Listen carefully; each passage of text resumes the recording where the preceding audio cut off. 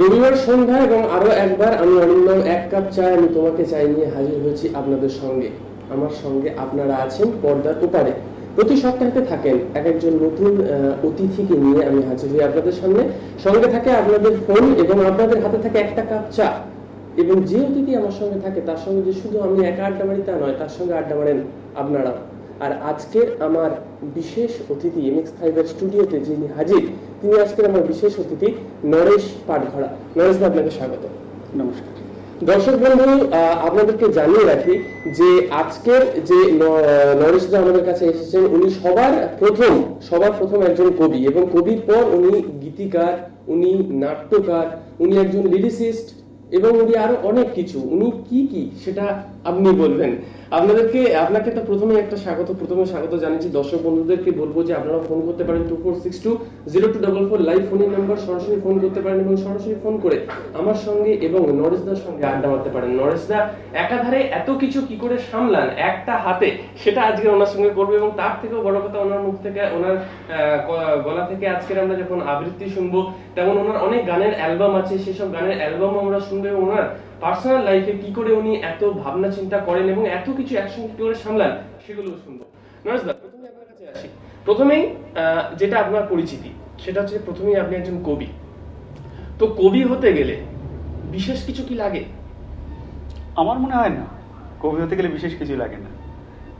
কবি হতে গেলে আমার যেটা মনে হয় মানুষের অনুভূতি, এটা হচ্ছে আসল কথা। আমরা এক একজন এক একভাবেই এক একটাকে বিষয়কে অনুভব করি, সেই অনুভবটা এক একজন এক একভাবেই বলি। এই বলাটা এবার কেউ লিখে প্রকাশ করতে পারছে, কেউ গানে প্রকাশ করতে পারছে, কেউ অভিনয়ে প্রকাশ করতে পারছে। এই প্রকাশটা বিভিন্ন মানুষের বিভিন্ন রকম, এবং এই প্রকাশটা আপনার কাছ থেকে সবকিছুতেই হয়। মানে আপনার কাছ থেকে কবিতাতেও হয়, আপনার কাছ থেকে গানের মাধ্যমে হয়, আপনার কাছ থেকে নাটকের মাধ্যমে হয়। হ্যাঁ, তো আমার কাছে যদি আমার ব্যক্তিগত মানে বেশি অনুভূতি, সেটা কবিতাতে যেন আমি সব কথা বলতে পারি। গানটা তোর ধরা বাঁধা ছকের মধ্যে আমাকে বলতে হয়, কিন্তু কবিতা আমি নিজেকে ভাঙতে পারি, নিজের মতো করে ভেঙে কবিতা বলতে পারি। আমি একটা কবিতা শোনাই। একদমই, প্রথমে আপনার কাছ থেকে একটা কবিতা শুনবো এবং কবিতা পরে আরো ধীরে ধীরে এগিয়ে যাবো। কবিতার স্বপ্নের ফেরিওয়ালা। সুখ চাই, শান্তি চাই, চাই ভালোবাসা। হেঁকে যায় শতছিন্ন বস্ত্রে, জীর্ণ দেহে, বৃদ্ধ এক ভোরের কুয়াশা মাথায়। হাতের কাজ ফেলে রেখে 40 ঊর্ধ্ব গৃহবধূটি ছুটে এসে দাঁড়ায় বারান্দার রেলিং ধরে, একটু সুখ কিনবে বলে। বধূটি বলে ওঠে, তোমাকেই আমি খুঁজছি 40 বছর ধরে। তুমি কি আমার স্বপ্নের সেই ফেরিওয়ালা? পারবে আমার 40 বছরের সুখ ফিরিয়ে দিতে? পারবে আমার হারানো ভালোবাসা সোনার খাঁচায় ফিরিয়ে দিতে? পারবে আমার অশান্ত মনে একটু শান্তি দিতে? ঠিক তখন কলঘরে পড়ে ছেলেটা মাথা ফাটিয়ে চিৎকার করতে থাকে। মেয়েটা বটিতে হাত কেটে অদৃষ্টকে দুষতে থাকে। ফেরিওয়ালা হেঁকে যায়, সুখ চাই, শান্তি চাই, চাই ভালোবাসা। ওরা কপাল আমার, কার কাছে আগে যাব আমি? ফেরিওয়ালার কাছে না আমার ছেলে মেয়ের কাছে? খুব সুন্দর। তো আপনি প্রথমেই বললেন যে প্রথমে একটা কোনো কবিতা লিখতে গেলে বা মনের কিছু বলতে গেলে একটা প্রকাশ, একটা শব্দ চাই। সেই শব্দের যে জোগাড় আপনি করেন বা এতগুলো কাজ চালানোর সাথে সাথে এই যে অনুভূতি, সবসময় যে নিজের অনুভূতি হয় তা কিন্তু নয়, না, অন্য লোকেরও অনুভূতিকে নিয়ে আপনাকে এগোতে হয়। একটা সময় ছিল যখন কলেজে পড়তাম, তো আমি কলেজ থেকে ফেরার পথে স্টেশনে বসে থাকতাম। আচ্ছা, স্টেশনে বসে দেখতাম যে এক একজন এক এক রকম চলছে, এক এক রকম এক একজন কথা বলছে, এক একজন মানে এই যে প্রত্যেকটা লোকের ভিন্ন ভিন্ন চলা, কথা বলা, তাদের বিভিন্ন অনুভূতি, সেটা নিয়ে হয়তো কখনো আমি কবিতা লিখছি, কখনো তাদের নিয়ে আমি গান লিখছি, বা কখনো তাদের নিয়ে রম্য রচনা লিখছি, খুব মজার মজার ঘটনা লিখছি। একদমই। আবার কখন মনে হয়েছে যে না, এই ক্যারেক্টারটা আমার নাটকের জন্য দরকার, বা আমার সিরিয়াল যখন হয়েছে তার জন্য। সেরকম ভাবে আমার সেগুলো পরবর্তীকালে মাথায় এসেছে, এই ক্যারেক্টারগুলো আমার মাথার মধ্যে যখন দেখেছি। ধীরে ধীরে আপনি কবিতা দিয়ে শুরু করেন এবং আপনি আপনার আস্তে আস্তে সেই জিনিসগুলোকে একটা চরিত্রে ভাগ করে দেন। একদম সেই চরিত্র করে ভাগ করে। 24620244 লাইভ ফোনের নাম্বার, সরাসরি ফোন করতে পারেন আমার সঙ্গে এবং নরেশ দার সঙ্গে। নরেশ দা কিন্তু অত্যন্ত ব্যস্ত লোক, এবং আপনাদেরকে যেটা বললাম যে উনি কবি, লিরিসিস্ট এবং তার সাথে সাথে নাট্যকার, অনেক কিছু সামলান এক হাতে। ওনার সময় পাওয়া যায় না। আজকের একটুখানি সময় নিয়ে আমাদের স্টুডিওতে হাজির হয়েছেন এবং তার সঙ্গে যদি আপনারা কথা বলতে চান, আপনাদের মনে কোনো ধরনের প্রশ্ন থাকে এবং তার সাথে সাথে যদি আড্ডাও মারতে চান, তাহলে কিন্তু ফোন করতে পারেন 24620244 লাইভ ফোনের নাম্বার। এক কাপ চাই আমি তোমাকে চাই নিয়ে অরিন্দম হাজির এবং আমার সঙ্গে আজকের অতিথি নরেশ দা। নরেশ দা, কবিতা নিয়ে তো আলোচনা করলাম এবং আরো আলোচনা করব, এবার একটু গানে চলে আসি। সবকিছুই অনুভূতি দিয়ে হয়, কবিতা এবং গান। গান দিয়ে আপনার যেমন ভক্তি গীতি কিছু আপনি করেছেন, কিছু করেন। তো ভক্তি গীতি বরং আমরা, আপনার কিছু অ্যালবাম আছে, সেই অ্যালবাম বরং আমরা দেখবো। সে দেখার আগে আপনাকে যেটা জিজ্ঞেস করি, যেমন চলো তো গোপাল বলে আপনার একটা অদ্ভুত ঘটনা আছে। এই ঘটনাটা, এই ঘটনা আমার এক বন্ধু গৌতম দেবনাথ, এ বোম্বেতে থাকতো। ও হচ্ছে অ্যাকচুয়ালি ইসকনের মানে গান বাজনা করতো ওখানে। তো ওর হঠাৎ মনে হলো যে কলকাতায় এসছি, কলকাতায় অ্যালবাম মানে গান বাজনা নিয়ে একটা ভক্তি গীতি করা দরকার। তো আমার কাছে আসলো যে নরেশ দা, আমরা একটা অ্যালবাম করবো, একটা 8টা গান দরকার। তো সেদিন আমার মনে আছে খুব বৃষ্টি হচ্ছে, ভীষণ বৃষ্টি। ও আর আমি একটা টেবিলে বসছি, আমি লিখছি, ও সুর করছে, আমি লিখছি, ও সুর করছে। মোটামুটি 1 ঘন্টার মধ্যে আমরা 8টা গান লিখলাম এবং 8টা গানের সুর কমপ্লিট হলো 1 ঘন্টার মধ্যে। 1 ঘন্টার মধ্যে, এটা যেটা আমাদের কাছে একটা অদ্ভুত ঘটনা। এবং 8টা গানই আমরা সেই রাত্রে রেকর্ডিং করলাম, ও গাইল এবং অ্যারেঞ্জমেন্ট করেছিল জয়। এবং অ্যালবামটার প্রত্যেকটা গানের এখন কলার টিউন আছে ওই 8টা গানের। আচ্ছা, একদমই। এটা খুব ইন্টারেস্টিং একটা গল্প, বরং আপনার কাছ থেকে এটা আরো শুনবো। তার আগে বরং দর্শক বন্ধুদের একবার দেখিয়ে দিই যে চলো তো গোপাল যেটার কথা উনি বললেন, সেটা যে অ্যালবামটা হয়েছিল সেটা একবার দেখে নিই আপনারা।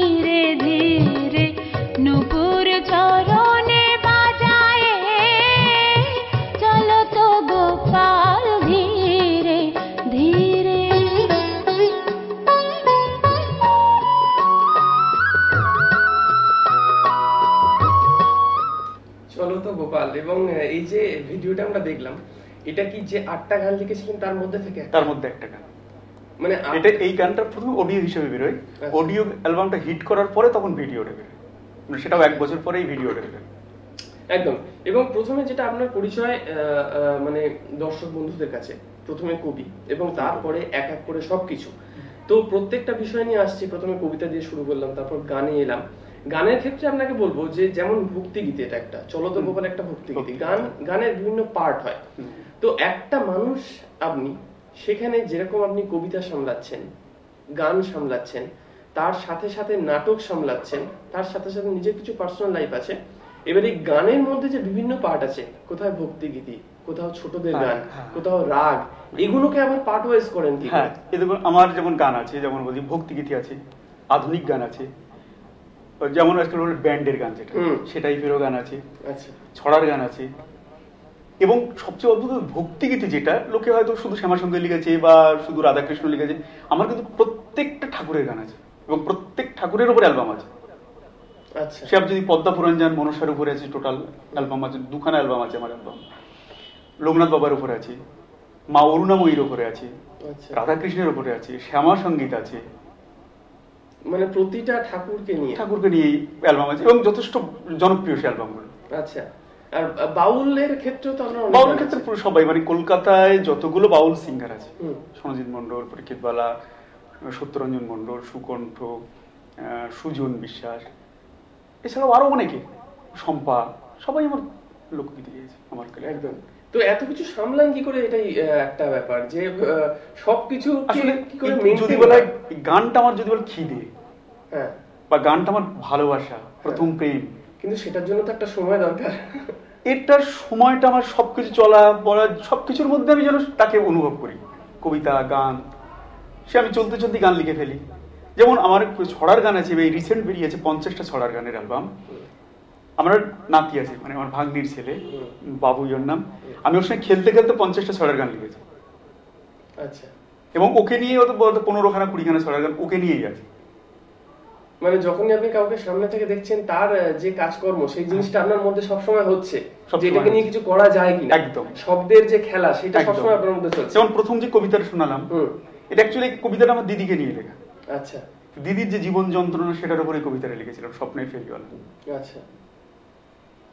24620244 লাইভ ফোন ইন নাম্বার, সরাসরি ফোন করতে পারেন, সরাসরি ফোন করে নরেশ দার সঙ্গে কথা বলতে পারেন। আমি তো গল্প করছি, আপনারাও গল্প করতে পারেন। আপনাদের মনে যদি কোনো ধরনের প্রশ্ন থাকে, সেটা কিন্তু সেরে ফেলতে পারেন। আজকে কিছুটা সময়ের জন্য উনি আমাদের স্টুডিওতে হাজির, শুধুমাত্র MX5 এর পর্দায়। এক কাপ চা আমি তোমাকে চাই এই অনুষ্ঠানে। দাদা, আপনার কাছে এই গল্প তো বলবো, মানে কবিতার গল্প আমরা করছি, তার সাথে সাথে গানের গল্প করছি। এবার একটু পার্সোনাল লাইফে আসি। পার্সোনাল লাইফে আসা মানে, যেহেতু এটা একটা আড্ডার অনুষ্ঠান, অবশ্যই আপনার জিনিসগুলো আসছে। সেক্ষেত্রে যে আপনার মধ্যে যে কবিতা বা গান বা এই যে মনের মধ্যে যে অনুভূতি, সেগুলোকে যে শব্দের মাধ্যমে খাতাতে লেখা বা খাতাতে দেওয়া, এবং সেটা জনগণের মাঝে দেওয়া, দর্শক বন্ধুদের কাছে দেওয়া, শ্রোতা বন্ধুদের কাছে পাওয়া, সেই জিনিসটা কি ছোটবেলা থেকেই ছিল? আমি কবিতা লেখা শুরু করি ক্লাস 7 থেকে। আচ্ছা। এবং নাটকে অভিনয় শুরু করি ওই 8 থেকে, স্কুল লাইফে। আচ্ছা, মানে ছোটবেলা থেকেই এর প্রতি একটা আপনার খুব টান, যেটাকে বলা হয়। সেক্ষেত্রে এবং সবসময় মনে হতো, ওই ছোটবেলাটা মনে হতো, আমি কিন্তু গান লেখা শুরু করি অ্যাকচুয়ালি 90 সাল থেকে, 90-92 থেকে। তার আগে কিন্তু আমি গান কোনোদিন লিখিনি। তাই কবিতা লিখছি, গল্প লিখছি, নাটক লিখছি, কিন্তু গানটা লিখতাম না। আচ্ছা। এবার গান লেখাটা অদ্ভুত একটা ঘটনা। আমার এক বন্ধু ছিল সৈকত, তো ও আর আমি একদিন, ও খুব ভালো গাইতো, তা ও বলছে যে জানিস আমার একটা অ্যালবাম করার খুব ইচ্ছে আছে। তা আমি তুই অ্যালবাম করবি, তা ঠিক আছে আমি গান লিখবো। এই করতে করতে ও আর অ্যালবাম করলো না। তখন রানা বলে আর একটা আমার এক বন্ধু, সে বললো ঠিক আছে দেখ একটা জিনিস, তুই যদি, মানে যদিও এটা খুব মজার ঘটনা, আমরা দুজন অটোতে যাচ্ছি, যেতে যেতে ও আমাকে, খুব সুন্দর একটা মেয়ে, অসাধারণ দেখতে সুন্দর, তুই ওকে দেখে একটা গান লিখতে পারি, যদি গান লিখতে পারি এবার অ্যালবামটা আমি করবো। হ্যাঁ লিখতে পারো। বলে দেখ তুই আমি হ্যাঁ ভালো বললে হবে না, সাধারণ এই অটোতে যারা তারা যদি ভালো বলে তাহলে বুঝতো গানটা ঠিক। ঠিক আছে তাই হবে। তো আমি গানটা লিখেছিলাম, লাল লাল ঠোঁট দু গালে টোল, চঞ্চল চোখ আঁকা কাজল, দেখেই আমি হলাম পাগল। আর মনে মনে বলছি আমি, বধুর সাজে কবে আসবে তুমি, দেবে আমায় কোমল হাতে কাকন চুড়ির দোল, কাকন চুড়ির দোল। হ্যাঁ এরকম। এবং পুরো ব্যাপারটা তখন মানে খুব, এবং সেইবারই আমার প্রথম আধুনিক গানের অ্যালবাম বেরোলো 94। আচ্ছা, মানে যেকোনো একটা ঘটনার সূত্রপাত থেকেই, যেকোনো একটা ঘটনা থেকে আপনার শুরু, এই যে গানটা শুরু হলো, তারপরে কিন্তু আমার কোনোদিন পিছন ফিরে তাকাতে হয়নি। আচ্ছা, সেক্ষেত্রে আপনার যে ছোটবেলা থেকে পড়াশোনা করতে হতো, যেমন 7 বা 8? না, আমি অ্যাকচুয়ালি কমার্সের স্টুডেন্ট, যার জন্য কি হতো, সাহিত্যের উপরে কিন্তু আমার নিজস্ব ব্যক্তিগতভাবে পড়াশোনা করেছি, মানে পুরো উল্টো দিক আমার কাছে। হ্যাঁ, তো সেক্ষেত্রে সেটার সময় মনে করুন ক্লাস 7 বা 8 যখন আপনি পড়াশোনা করছেন, সেই সময় এইসব নিয়ে নাড়াচাড়া করছেন, সেই সব একটা চিন্তাধারা আপনার মধ্যে আছে, সুতরাং পড়াশোনার দিক থেকে একটু হয়তো, হ্যাঁ বাড়ির দিকে খুব বাধা ছিল, বাড়ির লোক বলতে চাইতো না কোনো সময় গান লিখি, কবিতা লিখি, গল্প লিখি, নাটক করে বেড়াই। কিন্তু ভেতরের যে টান, সেটা কি আটকে রাখতে পারে কেউ? সেই লক্ষ্মী চুরি ঠিক আমি আমার রাস্তায় বের করে নিতাম। সেক্ষেত্রে আপনার যেমন একটা ছোট্ট মজার ঘটনা আছে, একবার আমি নাটকের দল করেছি, মানে নাটকের দল করেছি, স্কুলে খুব একটা প্রবলেম তৈরি হওয়ার জন্য আমি আলাদাভাবে নাটকের দল করেছি, কিন্তু টাকা পয়সা তো যাই নাটকের দল করতে, টাকা কোথায় পাবো? পিসির অনেকগুলো ছাগল ছিল। ছাগল ছিল? হ্যাঁ, আচ্ছা। পিসির মানে বিয়ের 1 বছরের পিসির হাজবেন্ড মারা যায়, তো পিসি আমাদের কাছে থাকতো। তো আমার মনে হয় পিসির ছাগলটাই একমাত্র রাস্তা, ওটা বিক্রি করে দিত, কিন্তু বিক্রি করতে ধরা তো পড়লো। তো কি করলাম, 4-5টা বন্ধু মিলে মাঠে তাড়িয়ে তাড়িয়ে ছাগলটাকে ধরলাম, ধরে সাদা রং করে দিলাম জুতোকে। এবার যতবার বাড়িতে যাই পিসি ওকে ততবার তাড়িয়ে বের করে দেয়, ওটা পিসি বলছে এটা আমার না। আমরা ওটা আমি বিক্রি করে দিই, দিয়ে ওটা দিয়ে আমি নাটকের দল তৈরি করি প্রথম। এবং সেবার আমি প্রথম নাটক করি মনোজ মিত্রের চোখে আঙুল লাগা। এবং আমাদের হিঙ্গলগঞ্জ ব্লকে কম্পিটিশন হয়, টোটাল টিম ছিল আমাদের প্রায় 22 থেকে 23টা টিম ছিল, আমি সেকেন্ড হই, আমার টিম। যাই হোক, এটা মনোজ মিত্রের চোখে আঙুল লাগা। খুব সুন্দর কথা। এবং তার সাথে সাথে যে কথাটা আপনি বললেন যে ঘটনা থেকে আপনার নাটকের সূত্রপাত, কি আর বলবো, আপনারা ফোন করতে পারেন, এরকম অনেক মজার কথা আছে এবং অনেক অজানা কথা আছে যেগুলো কিন্তু নরেন্দ্রের কাছ থেকে আজকে জানবো। তার কারণ অনুষ্ঠান শুরুর আগে কিছুক্ষণ আমি নরেন্দ্রের সঙ্গে কথা বলছিলাম, গল্প করছিলাম, ওনার দেখা পেয়েছি, ওনার সঙ্গে প্রথম পরিচয় হয়েছে, ওনার নাম অনেক শুনেছি, কিন্তু আজকের সচক্ষে আমিও দেখতে পেলাম। এবং সেক্ষেত্রে ওনার কাছ থেকে যে অনেক কিছু জানার ছিল, সেই বিষয়গুলো নিয়ে যখন জানতে লাগলাম, তখন দেখলাম যে অনেক মজার কথাও যেমন শুনছি ওনার কাছ থেকে, অনেক কিছু জানার আছে। সেই সব জানাগুলো কিন্তু শুধু আমি যে জানবো তা নয়, আপনাদেরকেও জানাবো। আর আপনারাও যদি নিজে থেকে জানতে পারেন, নিজে থেকে জানতে চান, তাহলে 24620244 এই ফোন নাম্বারটা ডায়াল করলেই আমার সঙ্গে এবং নরেশদার সঙ্গে কথা বলতে পারবেন। হ্যালো হ্যালো হ্যালো, নমস্কার তুষারদা। নমস্কার। নমস্কার তুষারদা, আজকের আমার কাছে আমাদের MX5 এর স্টুডিওতে নরেশদা হাজির আছে। হ্যাঁ, আমি দেখছি। হ্যাঁ, এবং নরেশদার সঙ্গে আজকে আমরা অনুষ্ঠান করছি। নরেশদার সম্পর্কে আপনি কিছু বলবেন? হ্যাঁ, নিশ্চয়ই বলবো। আমি আগে সবচেয়ে তোমাদের MX5 চ্যানেলকে আমি ধন্যবাদ জানাই যে এরকম একটা সময়ে একটা প্রাইম টাইমে এত সুন্দর একটা অনুষ্ঠান উপস্থাপনার জন্য। অনেক অনেক ধন্যবাদ। নরেশকে আমি বছর 2-2.5 চিনি। সমস্যা, উস্তাদ রাশিদ খান আর অমলেন্দু বিকাশ কর চৌধুরী, এদের গান ছিল। তো অমলেন্দু কাকার গানটা উনি শুরু করেছে, আর বাকি গানগুলোতে উস্তাদ রাশিদ খান, অজয় চক্রবর্তী, অরুণ বাদুরী, সমস্যা, এরা সুর করে সুর। তখন এই সুর করার সময় আমি যাই ওদের কাছে, প্রত্যেকে ওর গানের বাণী নিয়ে খুব প্রশংসা করে। একদম। তো তো বটেই একটা খুব সৌভাগ্য নরেশের কাছে যে এতগুলো লোক একসঙ্গে অ্যালবামে এর আগে কখনো করেনি বাংলায় সুর হয়নি। এরা তো চট করে করে না, এরা রেগুলার সুর করে না। রাশিদ খান, একদম, অরুণ বাদুরীর সমস্যা, এরা করে না। একদম। নরেশদার গান প্রত্যেকে বলেছে যে ভীষণ ভালো। এবং এমনি যারা অডিয়েন্স, বাংলাদেশে এই সিডিটা খুব লোকে শোনে, আমাকে আলাদা করে জিজ্ঞেস করে ওকে এর অজয় দয় বলছে ছেলেটা কে রে? আমি বললাম যে এরকম নরেশ পাটওয়ালা বলে একটা ছেলে, ভালো গান লেখে। আমার বলার যে ওর যা সুন্দর গানের বাণী লেখে, প্রচুর নানা রকমের গান লেখে, আরো আগামীতে লিখবে। আচ্ছা তুষারদা, নরেশদাতে একাধারে নরেশদা যখন কবিতা লেখে, আবার সেই কবিতার মাধ্যমে যখন একটা অন্য কোনো অনুভূতি আসছে, সেটা যখন গানের মাধ্যমে রূপান্তরিত করে দেয়, বা আবার নাটক করে, তো একসঙ্গে যে এত কিছু সামলায়, তার যে আপনি অনেক কাছের নরেশদার, সেক্ষেত্রে একটা কিছু বলবেন যে এত কিছু উনি সামলান কি করে একসঙ্গে? অ্যাকচুয়ালি না, এটা একটা প্রতিভা। যেরকম অনেক মানুষ আছে যে শুধু এক ধরনের গানই করে, আর অনেক লোক আছে যে অনেক ধরনের গান, একই সঙ্গে গান, এবং ঠিক সেরকম ভাবে গান। নরেশ অনেকটা সেরকম যে একাধারে যেন গানও লিখছে, কবিতা লিখছে, বোধহয় একটা সিনেমারও স্ক্রিপ্ট লিখছে। ন্যাচুরালি ওর মধ্যে প্রতিভাটা রয়েছে। একদম। অনেক অনেক ধন্যবাদ তুষারদা। অসংখ্য ধন্যবাদ, তোমাদেরও ভালো থাকো। অসংখ্য ধন্যবাদ। তুষারদা ফোনে ছিলেন, এবং তুষারদা ফোন রাখার আগে একটা কথা বললেন যে প্রতিভা। আপনি কতটা বিশ্বাস করেন প্রতিভা? প্রতিভা কি? প্রতিভা অবশ্যই থাকা চাই। সেটার থেকে বড় হচ্ছে আমার মনে হয় মানুষের 3টে জিনিস থাকা চাই: প্রতিভা, ভাগ্য আর ব্যবহার।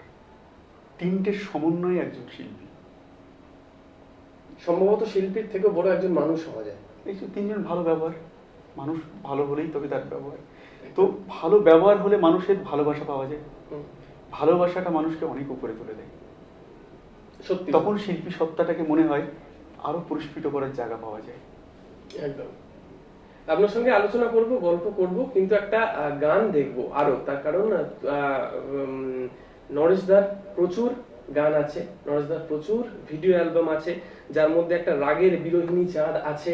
এই বিরোহিনী চাঁদটা অনেকক্ষণ ধরে আপনাদেরকে দেখাবো বলে আমি চেষ্টা করে আসছি। প্রথমে চলো তো গোপাল দেখালাম, তারপর মনটা আমার রাজা রাজা দেখালাম, বিরোহিনী চাঁদ দেখাবো। বিরোহিনী চাঁদ দেখানোর আগে বিরোহিনী চাঁদ সম্পর্কে তো কিছু একটা কথা বলবো। এই বিরোহিনী চাঁদ করার সময় কিছু ঘটনা তুষারদা একটু আগে বললেন হ্যাঁ যে বিরোহিনী চাঁদটা কিরকম জনপ্রিয় একটা একদম, অ্যালবাম, আমি ওই জন্যই বললাম। এবং সবথেকে বড় কথা, এই বিরোহিনী চাঁদ যখন তৈরি করি তখন তুষারদা আমি দিনের পর দিন বসেছি, এবং এই গানটা নিয়ে অজয় চক্রবর্তী ব্যক্তিগত আমাকে বলেছিল, পিঠে হাত দিয়ে বলছে, নরেশ দারুণ লিখেছিস গানগুলো, খুব ভালো লিখেছিস। আচ্ছা, আর এই কথাটা আমার কাছে কিন্তু একটা মানে পুরস্কারের সমান। আচ্ছা, তারপরে তো গানটা আমাদের কাছে বলা যায় মানে বাংলা গানের জগতে এরকম একটা অ্যালবাম আজও পর্যন্ত হয়নি যেখানে এরকম দিকপালটা সবাই শুরু করেছে। অজয় চক্রবর্তী, রশিদ খান, অরুণ ভাদুড়ী, সমর সাহা একটা অ্যালবামে শুরু করে, যেটা ভাবাই যায় না। এটা তুষারদাও এই কথাটা বললেন যে এই বিরোহিনী চাঁদ নিয়ে, এবং যেখানে আপনি এত বড় কথা বললেন যে আপনার কাছে এটা একটা অনেক বড় পাওয়া আছে বিরোহিনী চাঁদ লেখার সময় রাগের গানটা। একবার দর্শক বন্ধুদের তখন দেখিয়ে দিই, আপনারা গানটা দেখুন, শুনুন, তারপরে আসবো ফিরে।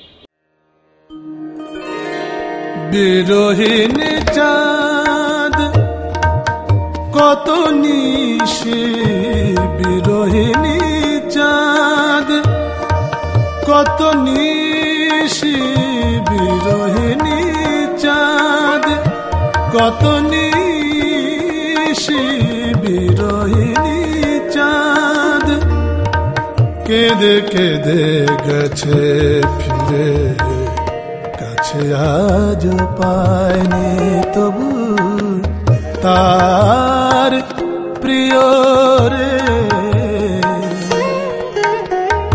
বিরোহিনী চাঁদ কত নিশি, বিরোহিনী চাঁদ, বিরোহিনী চাঁদ, বিরোহিনী চাঁদ কত নিশি, বিরোহিনী, বিরোহিনী চাঁদ কেঁদে কেঁদে গেছে ফিরে। বিরোহিনী চাঁদ কত নিশি, বিরোহিনী চাঁদ,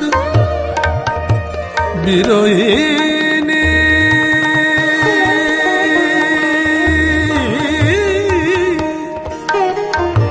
বিরোহিনী চাঁদ,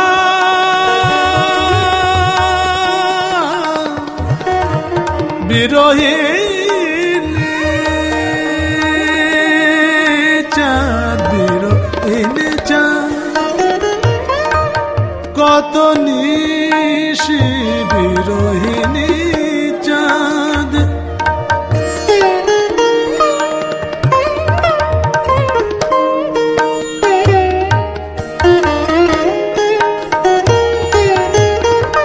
বিরোহিনী চাঁদ এটা একটা অডিও অ্যালবাম, এবং অডিও অ্যালবামটা দর্শক বন্ধুদেরকে শোনালাম, এবং এই অডিও অ্যালবামটা সম্ভবত এই গানটা ওস্তাদ রশিদ খানের সুরের গাওয়া, তুষার খুব দত্তের সুন্দর গান। এবং নরেশদা আর আমার একটু সময় হয়ে গেছে বিরতিতে যাবার, একটা ব্রেকে যাব, এবং ব্রেকের পর ফিরে এসে আপনাদেরকে যে কথাগুলো বলছিলাম যে এমন অনেক অজানা কথা আছে যেগুলো নরেশদার কাছ থেকে এই অনুষ্ঠান শুরুর আগে আমি শুনছিলাম, আমার শুনতে ভালো লাগছিল, সেই সব অজানা কথাগুলো আপনাদেরকে জানাবো। ওনার গলা থেকে আরো কিছু কবিতা শুনবো, এবং আরো কিছু গানের ভিডিও আপনাদেরকে দেখাবো এবং শোনাবো। একটা বিরতির পর ফিরে আসছি, সঙ্গে থাকুন, দেখতে থাকুন এক কাপ চা আমি তোমাকে চাই। ফিরে এলাম বিরতির পর, এবং আজকের এক কাপ চা আমি তোমাকে চাই এই অনুষ্ঠানে আজকের আমাদের গেস্ট নরেশদা। নরেশদা উপস্থিত আছেন আমাদের সঙ্গে, নরেশদার সঙ্গে অনেক গল্প করছি, অনেক গল্প করেছি। নরেশদার গলা থেকে কিছু কবিতা শুনেছি, নরেশদার অনেক গান যেটা উনি করেছেন সেগুলোর ভিডিও অ্যালবাম আপনাদেরকে দেখালাম, একটা অডিও অ্যালবামও দেখালাম।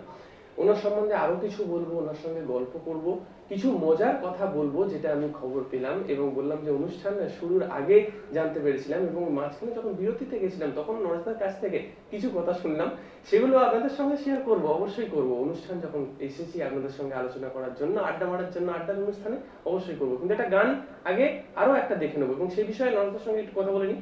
ছোটদের যে গান হয় সেই ছোটদের গান সম্বন্ধে আপনি কিছু লিখেছেন মনে হয়, এবং একটা তার মধ্যে গান আছে যেমন গল্প বলি শোনো, এইটার বিষয়ে কিছু বলবেন? গল্প বলি শোনোর সুরকার হচ্ছে স্নেহাশিস চক্রবর্তী, এখন বিখ্যাত স্ক্রিপ্ট রাইটার, কাহিনীকার। তো স্নেহাশিস আর আমি একসঙ্গে কাজ করতাম তখন, ওটা সালটা খুব সম্ভব 98 হবে এরকম সময়।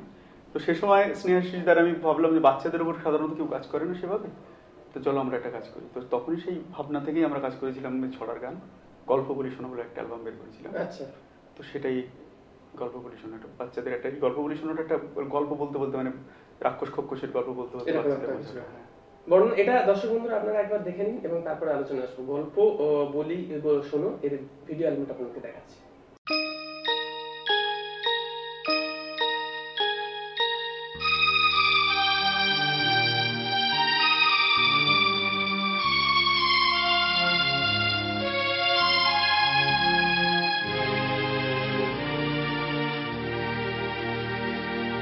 এই দাদা একটা গল্প বল না। গল্প বলি শোনো রূপকথার কাহিনী, চলো সবাই সেই দেশে যাই, ফিরবো না তো আর। ঝিংলালা ঝিংলালা ঝিংলালা ঝিংলালা ঝিংলালা ঝিংলালা ঝিংলালা ঝিংলালা ঝিংলালা ঝিংলালা ঝিংলালা ঝিংলালা। গল্প বলি শোনো রূপকথার কাহিনী, চলো সবাই সেই দেশে যাই, ফিরবো না তো আর। ঝিংলালা ঝিংলালা ঝিংলালা ঝিংলালা ঝিংলালা ঝিংলালা ঝিংলালা ঝিংলালা ঝিংলালা ঝিংলালা ঝিংলালা ঝিংলালা। সেই দেশে কেমন করে যাব দাদা?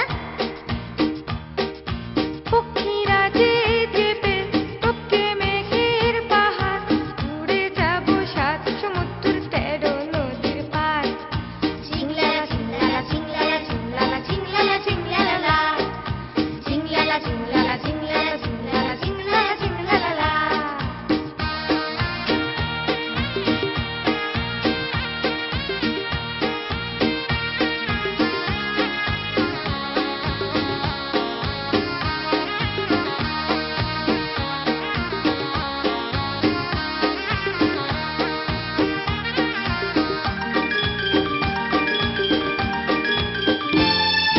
ছোটদের যে গান, এটা আপনি লিখেছেন, সবকিছু নিয়ে আপনি লিখেছেন, সবকিছু নিয়েই করেছেন। সমাজের যে যারা আছে, সমাজে যাদেরকে নিয়ে, একটা শিশু থেকে আরম্ভ করে, সন্তান থেকে আরম্ভ করে, মা থেকে আরম্ভ করে, সবার যেটা পরিচয় বেসিক সেটা হচ্ছে যে মানুষ, সেই তাকে নিয়ে আমরা করব, তাকে নিয়ে আপনি লিখেছেন, তাকে নিয়ে, তাদেরকে নিয়ে যে অনুভূতি সেটাকে আপনি লিখেছেন। শিশুদের নিয়ে আলাদাভাবে কিছু লক্ষ্য করতে হয়েছে আপনাকে? শিশুদের আমার সবসময় একটা ভালো ফোন লাগে। এসে গেছে, একটা ফোন নিয়ে নেবো। সুনিতাজি আছেন, হ্যালো। হ্যাঁ, হ্যালো। নমস্কার সুনিতাজি। হ্যাঁ, আমি তোমার প্রোগ্রাম দেখছি, ভীষণ ভালো লাগছিল। আর তোমাকে মানে আর তুমি কথাগুলো বলছো প্রত্যেকটি জিনিস। আমি সুমিতা বলছিলাম। হ্যালো। হ্যাঁ সুনিতাদি। হ্যাঁ, খুব ভালো লাগছে তোমার প্রোগ্রামটা দেখে, ভীষণ ভালো লাগছে। তুমি বলছো সুন্দর, আর বাউলের গানটা তো শুনলাম, দারুণ লাগলো। হ্যাঁ, তুমি আরো বড় হও, আমি চাইছি এখানে। হ্যাঁ, আর তুমি বড় হও এবং ভীষণ ভালো লাগছে তোমার গান শুনতে, এবং এত ভালো লেখো। আমার সেই গানটা তুমি শোনাবে না? গল্প বলি শোনো। গল্প বলি শোনো গানটা এক্ষুনি শোনানো হলো দিদি। নরেশদা যে গল্প বলি শোনো, আপনার যে গলায় যে গানটা, তারপরেই আপনাকে ফোনে আমরা পেলাম এবং আপনার গানটা এক্ষুনি আমরা দর্শক বন্ধুদের কাছে উপস্থাপিত করলাম। হ্যালো। হ্যালো। হ্যাঁ, আপনি নরেশদার সম্পর্কে অনেক কিছুই বললেন। হবে না? আমি সুমিতা বলছিলাম। হ্যাঁ, শুনতে পেয়েছি। হ্যাঁ, হ্যালো। হ্যালো, ফোনটা কেটে যাচ্ছে, কোনো কোনো লাইনটা কেটে যাচ্ছে। যাই হোক, সুনিতা দিকে আমরা পেলাম এবং গল্প বলি শোনো যে এই গানটা গেয়েছে সুনির্মল কর্মকার। হ্যাঁ, এবং এই গানটা উনি গেয়েছিলেন। না, সুনির্মল কর্মকার। আচ্ছা, তো সুনিতা দি এটার সুনিতা না, সুনির্মল কর্মকার। সুনির্মল কর্মকার, উনি কি ওনাকে খুব বাচ্চা তখন, ওর বয়স 9 বছর 10 বছর, সেই বাচ্চাটা গেয়েছিল এই গানটা, গল্প বলি শোনো। অর্থাৎ যখন যেটা হয় আপনি তখন সেই জিনিসটাকে খুঁজেও নেন। হ্যাঁ, একদম বাচ্চা তখন। একদম। খুবই বাচ্চা। এক কবিতার কথায় আসবো।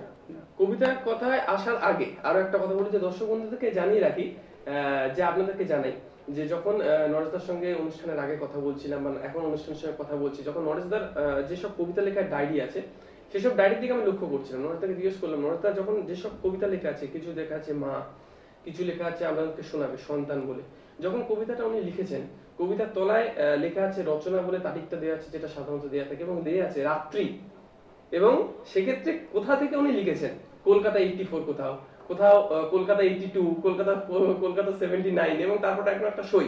অর্থাৎ উনি যে ঘুরে বেরিয়ে কবিতা লেখেন সেটা একটা জানবো, যে ব্যাপারটা কি, কলকাতা 84, 82 এর মানেটা কি? এটি আমার আসলে যেখানে আমি থাকি সেখানে, যখন যেখানে থাকছি তখন সেইখানটাই কবিতা লিখছি। মানে যখন যেখানে থাকা, মানে আপনি সবসময় কবিতা লেখার জন্য এই পাশাপাশ না, হয়তো আমি কোথাও ঘুরতে গেছি হয়তো সেখানে লিখেছি, বাড়িতে আছে সেখানে লিখেছি, হয়তো কোনো পার্কে বসে আছি সেখানে লিখেছি, মানে যেখানে যেটা লিখেছি আর সেই জায়গাটার নাম হয়তো লিখেছি। একদম। এটা খুব সুন্দর জিনিস। আগে একটা আপনার কাছে কবিতা শুনবো, তারপরে আলোচনায় আসবো। একদম। কবিতার নাম সন্তান। 3 সত্যি করে বলতে পারি, আমার সঙ্গে ঈশ্বরের কোনো বিবাদ নেই, তবু ঈশ্বর আমাকে অন্ধকারে ঠেলে রেখে দিয়েছে।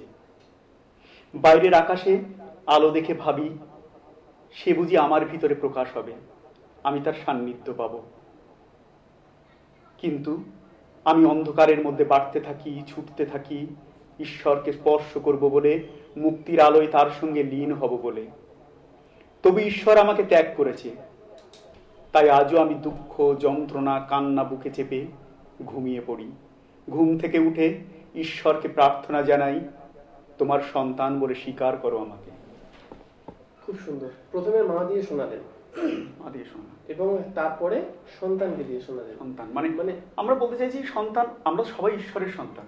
একটা ফোন এসে গেছে, একটা ফোন নিয়ে নেবো। এবং এই দর্শক বন্ধুদের জানাই যে আমাদের সঙ্গে ফোনে আছেন বিখ্যাত বাউল শিল্পী সনজিৎ মন্ডল। সনজিৎ দা, হ্যালো। হ্যালো। হ্যাঁ সনজিৎ দা, আপনাকে অনেক অনেক স্বাগত। আজকের অনেক ধন্যবাদ। হ্যাঁ, আজকের আমার সঙ্গে এই অনুষ্ঠানে এক কাপ চায়ে তোমাকে চাই এই অনুষ্ঠানে নরেশ দা আছেন, এবং নরেশ দা আপনার অত্যন্ত কাছের লোক, অত্যন্ত ভালোভাবে আপনার সঙ্গে পরিচয়, অনেক কাজ করেছেন একসঙ্গে, অনেক গল্প ওনার মুখ থেকেও শুনেছি। ছেলে এবং ভালো লেখে। হ্যাঁ হ্যাঁ। তো নরেশ দার সঙ্গে আপনি কাজ করেছেন, সেক্ষেত্রে যদি নরেশ দার সম্পর্কে কিছু বলেন, বা নরেশ দার সঙ্গে কাজ করতে করতে কোনো অভিজ্ঞতা যদি একটু আমাদের জানান। নরেশের সঙ্গে আমার তো কাজ বহু দিনকের আলাপ, এবং ও লেখা গান আমি অনেক গেয়েছি। ভালো লেখে এবং ভালো ছেলে, ওর সঙ্গে আমার বহুদিনকে পরিচিত। একদমই। নরেশ দা যদি কিছু বলতে চান। আমি চাই ও আরো বড় হোক, আরো ভালো ভালো গান লিখুক। হ্যাঁ একদমই। নরেশ দা যদি আমার তো বিরাট, আমার পাথেও একদম ওনার আশীর্বাদ আমি সবসময় চাই। হ্যাঁ, নরেশকে একটু দিই। হ্যাঁ, নরেশ দা কথা বলছেন আপনার সঙ্গে। হ্যালো। হ্যাঁ দাদা, আমার প্রণাম নেবেন। হ্যাঁ, ভালো থাকো। হ্যাঁ, বলছি আপনার আশীর্বাদ আমার সব সময় সঙ্গে থাকবে, এটাই আশা করি। হ্যাঁ, ভালো। আজকের নিশ্চয়ই এই ঘরে ফিরলাম সবে। হ্যাঁ, শুনছেন। আচ্ছা সনজিৎ দা, আপনাকে অনেক অনেক ধন্যবাদ। অনেক ধন্যবাদ। অনেক অনেক ধন্যবাদ। আরো ভালো ভালো গান লেখো। হ্যাঁ, প্রখ্যাত বাউল শিল্পী সনজিৎ মন্ডলকে আমরা পেয়েছিলাম, এবং ওনার সঙ্গে আপনার তো অনেক দিনের পরিচয়, এবং অনেক কিছু গান এর সঙ্গে হয়েছে, মানে এর সঙ্গে আপনি করেছেন অনেক গান করেছেন উনি আমার। এবং খুব উনি, ওনার মতো সত্যি মানুষ হয় না। সাধক যদি কাউকে বলতে হয় তাহলে সে সনজিৎ মন্ডলকে দেখলেই বোঝা যাবে উনি সাধক। আচ্ছা, যে বাউল কাকে বলে সনজিৎ মন্ডলকে দেখলেই বোঝা যাবে। কারণ গেরুয়া পোশাক পরলেই বাউল হওয়া যায় না। আচ্ছা। বাউল হচ্ছে ভেতরে, যার জন্য ওনার জন্য একটা গান লিখেছিলাম আমি, অন্তরে যে আছেন গোসাই কেন মিছে খুঁজিস বৃথাই, যে নামে পাগল গৌর নিতাই আর যে পাগল জগাই মাদাই, আছে সেই গোসাই হরি এই দেহেতেই। কারণ ঈশ্বর আমাদের দেহেও অধিষ্ঠান করেন, পঞ্চভূতে তিনি বিলীন। আমরা যদি বলি যে ঈশ্বর একটা খুনির মধ্যে আছে, একটা ভিখারির মধ্যে আছে, একটা বড় লোকের মধ্যে, একটা গরিবের মধ্যে আছে, সবার মধ্যে, তো ঈশ্বর সবার মধ্যে সমানভাবে বিরাজ করে। তার কর্ম অনুসারে সে বিভিন্ন রকম ফল পায়। একদম। এক্ষেত্রে আপনাকে একটা কথা জিজ্ঞেস করবো, যে কোন একটা সনজিতের একটা ছোট্ট ঘটনা বলি। একবার সবাই তো বিড়ি সিগারেট খায় খুব, তো সনজিৎ দা একদিন আমাকে বলছে যে নজিদাকে এরা বলে আমার সাধক, ভক্তি করে, গাঁজা খায়। ধরো একটা রান্নাঘরে একটা রাঁধুনি রান্না করছে বা একটা মেয়ে রান্না করছে, তো সেখানে খুব ধোঁয়া দেওয়া হবে, তো সে ঘরে কি সে রান্না করতে পারবে? সে তো পালিয়ে যাবে রান্না করছে। তা ঈশ্বর আমাদের অন্তরে অধিষ্ঠান করে, সেখানে যদি সবসময় আমরা ধোঁয়া দিতে থাকি তো ঈশ্বর আবার সেখানে বাস করবে কি করে? তাহলে আমাকে প্রথমে সাত্বিক হতে হবে, তবেই তো ঈশ্বর আমার দেহ অধিষ্ঠান করবেন। একদম। তো সেটা ওনার এই যে বোধ আমার খুব ভালো লেগেছিল এই সমস্ত কথা। মানে যে জিনিসটা আমাদের সঙ্গে ওতপ্রোতভাবে জড়িত সেই কথাগুলো আমরা হয়তো জানি কিন্তু বুঝতে পারি না, সেগুলো যখন আমরা একটা আধ্যাত্মিক ভাষায় বা আধ্যাত্মিক ভাবে আমরা বুঝি তখন কিন্তু সেইগুলো মনে হয় আমাদের বুঝতে একটু বেশি সুবিধা। একদম। একটা কবিতা কি শুনবো? আরো একটা? হ্যাঁ অবশ্যই, একটা কবিতা শুনি। আর একটা কবিতা আমরা নরেশদার কাছ থেকে শুনে নেব, সময় আমাদের খুব কম হাতে। কবিতা হচ্ছে মানুষ ও বুদ্ধ। বুদ্ধ ক্রুদ্ধ হলে মানুষ নাকি দানব হয়ে যায়, বুদ্ধ ক্রুদ্ধ হলে মহাপ্রলয় নেমে আসে ত্রিভুবনে, বুদ্ধ ক্রুদ্ধ হলে শ্মশানের স্তব্ধতা নেমে আসে পৃথিবীর বুকে, বুদ্ধ ক্রুদ্ধ হলে প্রেমহীন হয়ে পড়ে বিশ্ব সংসার, বুদ্ধ শান্ত হলে বৃন্দাবন হয়ে ওঠে হৃদয় মন্দির, বুদ্ধ শান্ত হলে বাঁশি বাজে বুকের নীল যমুনায়, বুদ্ধ শান্ত হলে আমার প্রেমিকা আমার অধরে এঁকে দেয় অনন্ত ভালোবাসার চুম্বন রেখা, বুদ্ধ সমাধিস্থ হলে মানুষের ত্রিনয়ন খুলে যায়, বুদ্ধ সমাধিস্থ হলে মানব দেহের ত্রিজগৎ আলোকিত হয়, বুদ্ধ সমাধিস্থ হলে চাওয়া পাওয়া হারিয়ে যায় পরম ব্রহ্মে, তখন মানুষ ও বুদ্ধ বসে পড়ে একা আসনে মুখোমুখি। খুব সুন্দর। মানে আধ্যাত্মিক কথাটা যখন হলো তখন তার সঙ্গে আপনি আধ্যাত্মিক একটা কবিতা শুনিয়ে দিলেন। একদম। এর থেকে বোঝা যাচ্ছে যে আপনি ঘটনার সঙ্গে সঙ্গে কেমন চলেন। কারণ সত্যি সত্যি একটা মানুষ যখন তার ভেতরের জ্ঞান, বুদ্ধ জ্ঞান জেগে ওঠে, সে কিন্তু কাউকে হিংসা করবে না, সে ছোট লোক বড় লোক ভাববে না, গরিব, সে কিন্তু সবার কাছে তার কাছে সবাই সমান। সে ভাববে আমি এরকে উপকার করতে পারলাম, এটাই আমার তৃপ্ত, এটাই আমার শান্তি। খুব সুন্দর, খুব সুন্দর কথা বলেন তো অবশ্যই। এবং যে কথাগুলো বলেন উনি আমাদের ঘটনার সঙ্গে সঙ্গে, যেমন এক্ষুনি সনজিৎদা কে আমরা ফোনে পেয়েছিলাম, ওনার সঙ্গে কথা হলো, আধ্যাত্মিক বিষয়ে কথা বলছিলাম, এবং তারপরে আধ্যাত্মিক একটা কবিতা উনি শোনালেন। অর্থাৎ ঘটনার সঙ্গে ওতপ্রোতভাবে সব সময় জড়িয়ে থাকে নরেশদা। সেই ঘটনাটাকে তুলে ধরা মানুষের কাছে, সেটাই ওনার কাছে একটা প্রতিভা, যে প্রতিভাটা সবার কাছে নেই। এই প্রতিভার জন্য অনেক অনেক ধন্যবাদ। উনি আমাদের জন্য লেখেন, আমাদের জন্য ভাবেন, আমাদের যে মনের অবস্থা, আমাদের যে চিন্তাধারা, সেগুলোকে উনি ওনার লেখার দ্বারা আমাদের কাছে দিয়ে দেন। এর জন্য অসংখ্য ধন্যবাদ আপনাকে। এবং যে বলবো ঘটনার সঙ্গে সঙ্গে যে আপনি চলেন, এরকম কি কোনো ঘটনা আছে যে সব সময় আপনি ভাবছেন অথচ আপনাকে কাজ করতে হচ্ছে, সেক্ষেত্রে আপনি সেরকম না। যদি আমি একটা জীবনের দারুণ একটা অভিজ্ঞতা বলি, আমি যখন প্রথম গীতিকার হিসেবে আসলাম মার্কেটে, তখন ইবিআই ক্যাসেট কোম্পানি ছিল। তো আমি তো সাধারণত একদম গ্রাম থেকে এসেছি, গ্রামে তো সাধারণত গান শেখার সুযোগটা সেখানে পাইনি। তো আমাকে প্রথমে যখন আমি গান লেখার জন্য ডাকা হলো, সেখানে অনেকেই ছিলেন, আমাকে লিখতে দেওয়া হলো হিন্দি জনপ্রিয় গানগুলোর প্যারোডি করতে। তো আমাকে প্রথমে চলতে চলতে মেরে গীতি ইয়াদ রহে না, ওই গানটা আমাকে প্যারোডি করতে দেওয়া হলো। এবং একটা ফোনটা নিয়ে নাও। এবং ফোনে যিনি আছেন, হ্যালো হ্যালো, হ্যাঁ, ফোনে যিনি আছেন দর্শক বন্ধুদেরকে বলে দিই, নরেশদার অত্যন্ত কাছের লোক সৌমিক। সৌমিক কে নরেশদা নিজেই বলবে। হ্যালো সৌমিক। এটা সৌভিক। হ্যাঁ সৌভিক। হ্যালো, MX5 কে আমার ধন্যবাদ, ঠিক আছে, আমাকে সুযোগ দেওয়ার জন্য এখানে বলার। ঠিক আছে, নিশ্চয়ই, অসংখ্য ধন্যবাদ তোমাকেও। হ্যাঁ, মামার সম্বন্ধে কিছুই মানে বলার থেকে অনেক কিছুই বলার আছে, কিন্তু সেটা মানে এটা এত ছোট, মানে এখানে অত গুছিয়ে অত বলা যাবে না। তবু আমি চেষ্টা করছি যতটুকু বলার। ছোটবেলায় আমাকে মানে অনেক কম্পিটিশনে, আবৃত্তি প্রতিযোগিতায় আমাকে হাতে ধরে শিখিয়েছেন আর কি, যে কিরম ভাবে আবৃত্তি করতে হয়। তো আমি শুধু এটুকুই বলতে চাই যে আমার মধ্যে যতটুকু শিল্প চেতনা আছে তার অনেকাংশের জন্য তিনি দায়ী। আচ্ছা।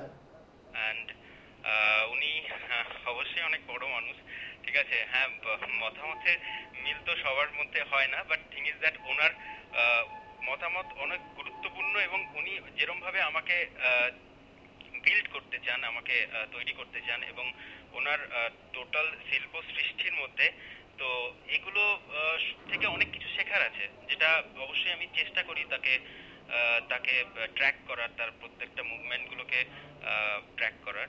তো অবশ্যই অবশ্যই এক্ষেত্রে তোমাকে বলবো যে তোমার মামা মানে নরেশ দা যেহেতু তোমার সঙ্গে সব সময় থাকে বা তোমার সঙ্গে খুব কাছের, উনি বলেন যে সবসময় ভাগনার কথাই বলেন, সেক্ষেত্রে পার্সোনাল লাইফ ওনার কেমন চলে, মানে সবসময় চিন্তা ভাবনা, সবসময় লেখা, সেক্ষেত্রে বাড়ির লোকের কাছে কেমন?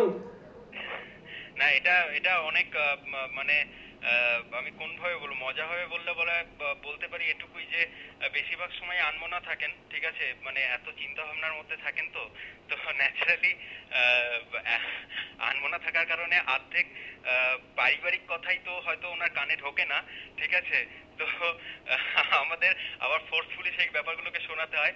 বাট এটা কোয়াইট ন্যাচারাল না যে সে একজন শিল্পী মানুষ, তো আর তার প্রত্যেকটা মানে তার শিল্পটা সে সবসময় চিন্তা ভাবনা করে চলেছেন, তো আনমনা থাকাটাই স্বাভাবিক, ঠিক আছে। তো আমাদের কমপ্লেন অনেক থেকে যায়, বাট এটাই আর কি, মানে পারিবারিক ব্যাপার আপনি জানতে চাইছেন, তো এটা অনেক এটাই আর কি, সত্যি আর কি। থ্যাংক ইউ সৌভিক সঙ্গে থাকার জন্য। হ্যাঁ, থ্যাংক ইউ। সৌভিক অনুষ্ঠান দেখতে থাকো, অনেক অনেক ধন্যবাদ তোমাকে।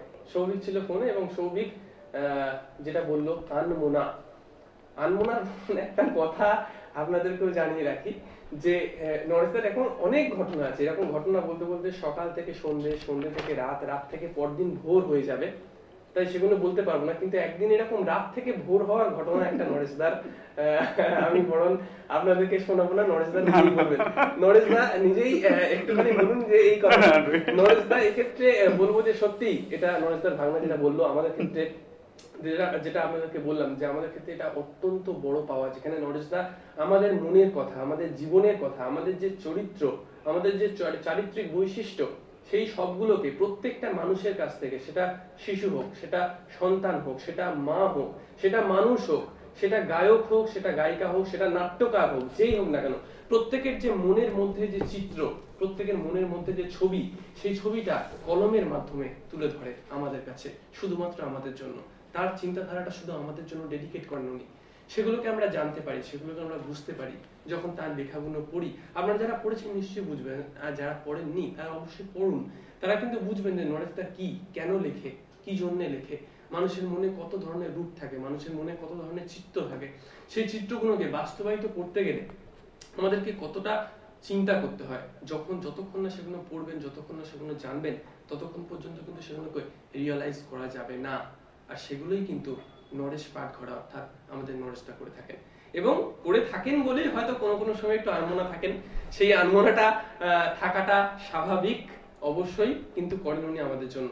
অনুষ্ঠান তো শেষ করার সময় হয়েছে, কিন্তু তার আগে যত সময় এগিয়ে আসছে, আমাদের সময় শেষ হয়ে আসছে, ওনার কাছ থেকে একটা আবৃত্তি শুনবো, এবং তার আগে আপনাদেরকে একটা গান, ভিডিও অ্যালবাম শুনবো। সেই ভিডিও অ্যালবাম সম্পর্কে একটু কথাও শুনে নেবো। সেটা হচ্ছে গিয়ে প্রতিদিন ফোটে কত ফুল, এটা খুব হিট গান, এটা আমরা দেখাবো আপনাদেরকে। কিন্তু তার আগে নরেশদাকে বলবো যে এই বিষয়ে যদি কিছু বলেন, যে এই গানটা সুর পণ্ডিত অজয় চক্রবর্তীর, গেয়েছে তুষার দত্ত।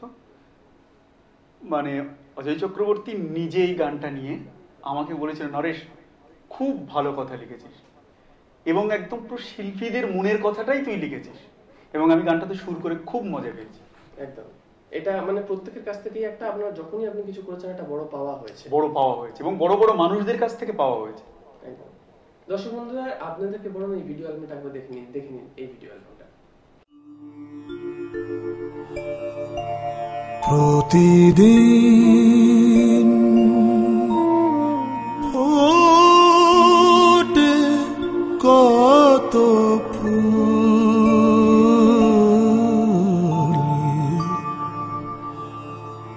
প্রতিদিন ফোটে কত ফুল, কত যে ফুল ঝরে যায়,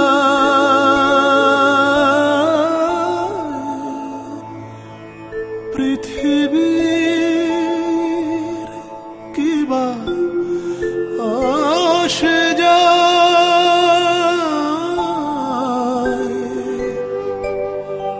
কে লেখে স্মৃতির পাতায় প্রতিদিন ফোটে কত ফুল,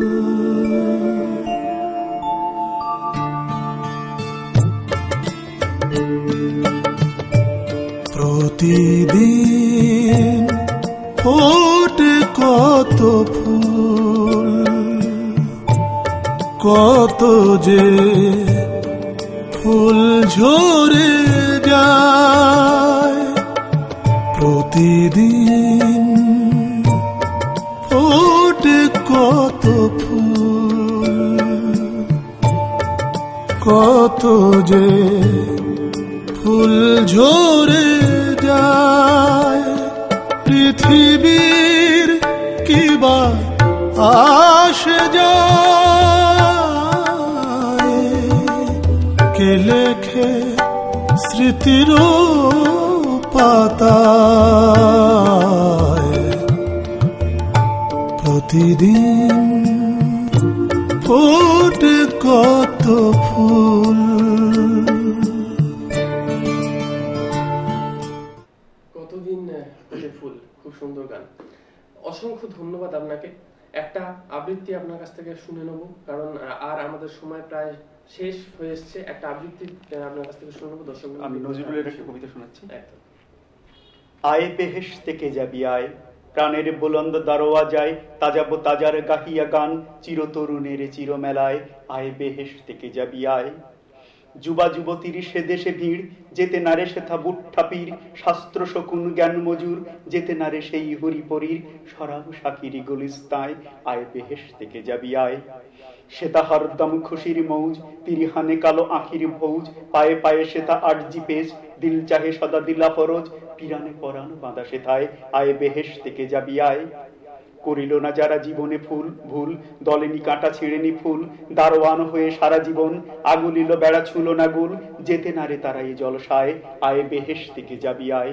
বুড়ন নীতিবিদ নুড়ির প্রায়, পেল না কো এক বিন্দু রস, চিরকাল জলে রহিয়া হায়, কাঁটা বিঁধে যার ক্ষত আঙুল, দোলে ফুলমালা তারি গলায়। আয় বেহেশ থেকে যাবি আয়। তিলে তিলে যারা পিষে মারে অপরের সাথে আপনারে, ধরণীর ঈদ উৎসবে রোজা রেখে পড়ে থাকে দ্বারে, কাফেরে তাহারা এই দিকায়। আয় বেহেশ থেকে যাবি আয়। বুলবুল গেয়ে ফেরে বলি, শাসায় যাহারা শাসায়েছে ফুলবনে, ফুটিতে দিল না ফুলকলি, ফুটিলে কুসুম পায়ে দলি, মারিয়াছে পাশে বাস বিলায়, হারাম তাহারাইয়ে মুশারায়। আয় বেহেশ থেকে যাবি আয়। হেথা কোলে নিয়ে দিলি রুবা, সরাবি গজল গাহে যুবা, প্রিয়ার বেদাগ কপলে গো, একে দিল তিল মনোলোভা, প্রেমের পাপির এমশরায়। আয় বেহেশ থেকে যাবি আয়। আসিতে পারে না হেথা বেদিন, মৃত প্রাণহীন জরা মলিন, নওজওয়ানির এ মাহফিল, খুন শরাব হেথা অভিন, হেথা ধনুমালা ফুলমা, হেথা ধনু বাঁধা ফুলমালায়। আয় বেহেশ থেকে যাবি আয়। পেয়ালায় হেথা শহীদি খুন, তলোয়ার তেজা তার তাজা রবি, তলোয়ার চুয়া তাজা তরুণ, অঙ্গুরি হৃদি চুয়ানো গৌ, গেলাসে শরাব রাঙায় অরুণ, শহীদ প্রেমিকে ভিড় হেথায়। আয় বেহেশ থেকে যাবি আয়। প্রিয়া মুখে হেথা দেখি গো চাঁদ, চাঁদে হেরি প্রিয় মুখের ছাঁদ, সাধ করে হেথা করি গো পাপ, সাধ করে বাঁধি বালিরে বাঁধ, এরস সাগরে বালু বেলায়। আয় বেহেশ থেকে যাবি আয়। খুব সুন্দর। নরেশদাকে পেয়েছিলাম আজকের এক কাপ চা আমি তোমাকে চাই এই অনুষ্ঠানে। অনেক অসংখ্য ধন্যবাদ জানাবো ওনাকে, এবং আপনাদেরকেও সঙ্গে ছিলেন। দেখবেন আবারও যখন এই অনুষ্ঠানে আমি হাজির হব, নতুন একজন অতিথি আমাদের সঙ্গে থাকবেন। কিন্তু আজকের অনুষ্ঠান শেষ করতে হবে। নরেশদা, আপনাকে আরো একবার অসংখ্য অসংখ্য ধন্যবাদ আমাদের মধ্যে আসার জন্য, যে এসেছেন বলছেন। নিশ্চয়ই ধন্যবাদ, অনেক অনেক ধন্যবাদ। আজকের অনুষ্ঠান এখানেই শেষ করব দর্শক বন্ধুরা, কিন্তু শেষ করার সাথে সাথে যখনই শেষ করব, নরেশদা একটা ভিডিও অ্যালবাম দিয়ে শেষ করব। আপনাদের সঙ্গে আবারও দেখা হবে এক কাপ চা আমি তোমাকে চাই নিয়ে। আমি অরিন্দম হাজির হব একজন নতুন অতিথিকে নিয়ে। কিন্তু আজকের মতো অনুষ্ঠান এখানেই শেষ করছি নরেশদার একটা গানের অ্যালবাম দিয়ে। নমস্কার।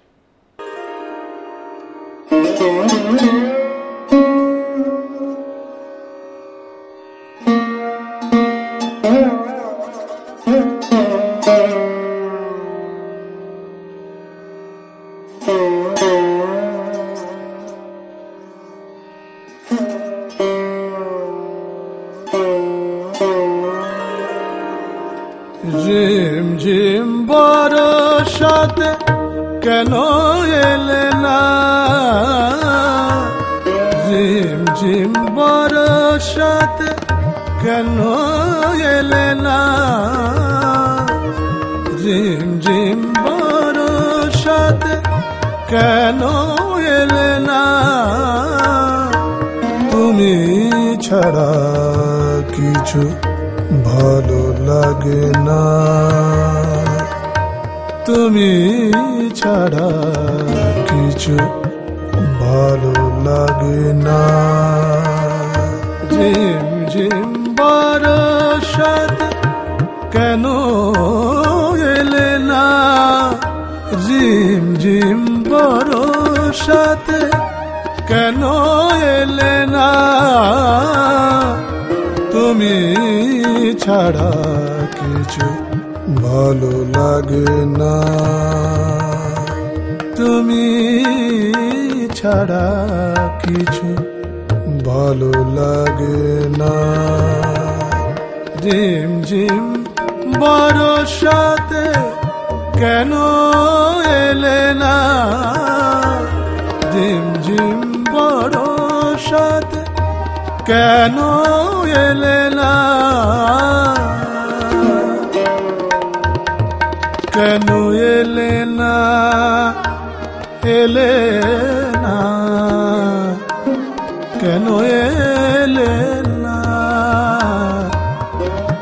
এলে না, বরসাতে কেন এলে না,